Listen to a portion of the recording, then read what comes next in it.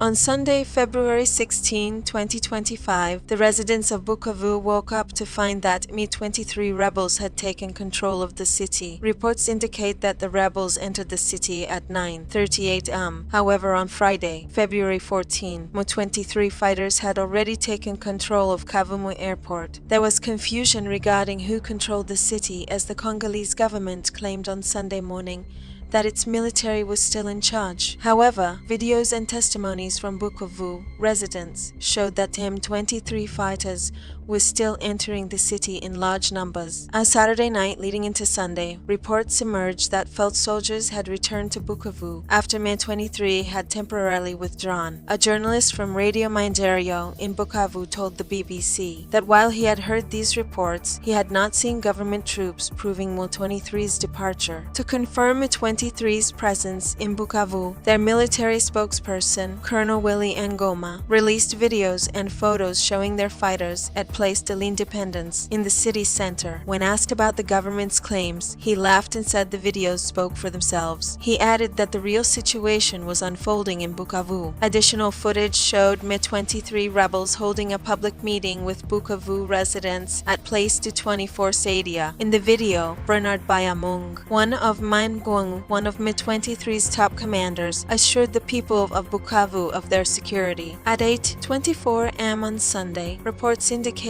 that long convoys of M23 fighters were arriving in Bukavu, with more reinforcements being sent. A journalist who wished to remain anonymous told the BBC, "This morning I also saw their long convoys, but I cannot confirm whether they were entering or leaving the city." Many videos shared on social media by residents showed M23 rebels patrolling the city. Gunfire was heard throughout Bukavu overnight, according to locals. The situation in Bukavu remains tense, with many civilians in possession of weapons. The Congolese government had previously distributed arms to civilian militias to help fight M23. Bukavu has also experienced extensive looting, which continued into Saturday, according to journalists in the area. Following an emergency meeting on Saturday night, President Felix Tshisekedi, top Congolese officials, and military leaders discussed the security situation in eastern DRC. The Congolese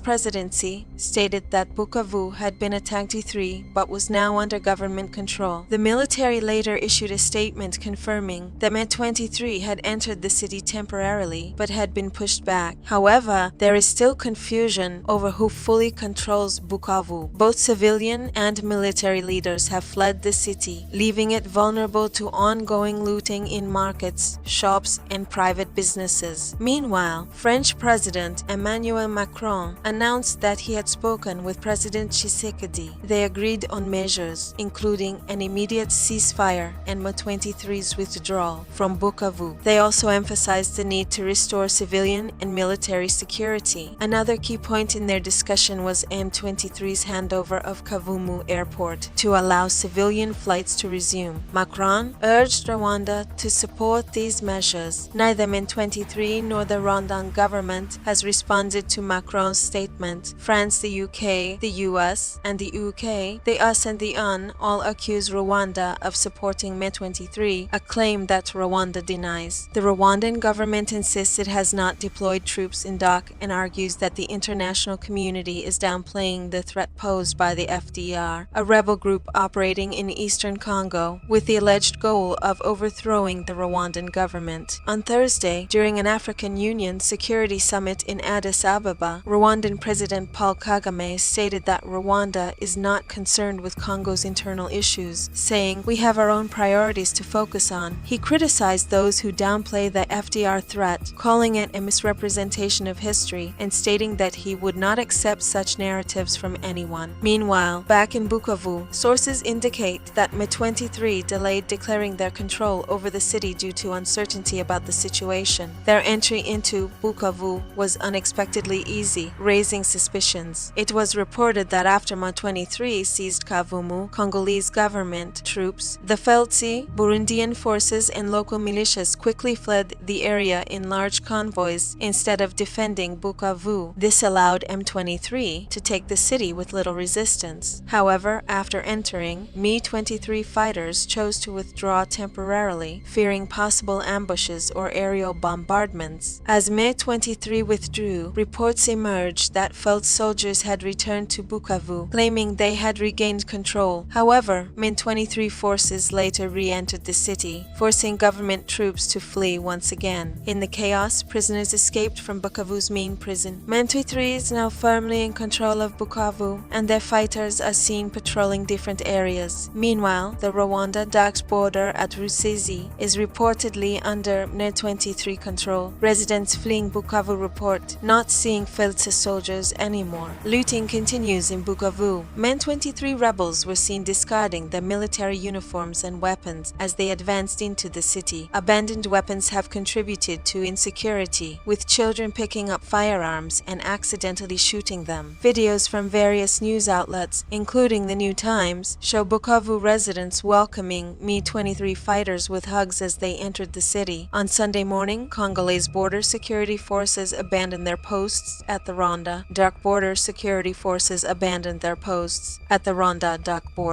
At 8 am, Colonel William Goma stated that Bukavu residents were breathing the air of liberation, suggesting that the city had been fully captured by M23. At 10 am, M23 fighters were spotted guarding the Rusizi border crossing between Rwanda and Congo, now controlling all major crossings between the two countries. Since capturing Goma on January 27, 2025, Congolese border guards have been fleeing upon M23's advances. The situation at the borders remains volatile, with increased movement of people between Rwanda and Congo. Many inmates from Bukavu's main prison have escaped, leaving the facility empty. In summary, M23 fighters are present in Bukavu in large numbers and are controlling various activities. However, they have not yet officially declared full control of the city, possibly due to concerns about hidden threats. General Sultan Makanga, the leader of M23, has stated that captured Congolese soldiers have agreed to join their cause in overthrowing Felix Tshisekedi's government. I am Jojo Urimana. Thank you for watching. Keep being updated. Keep subscribing to Kiji Pro TV.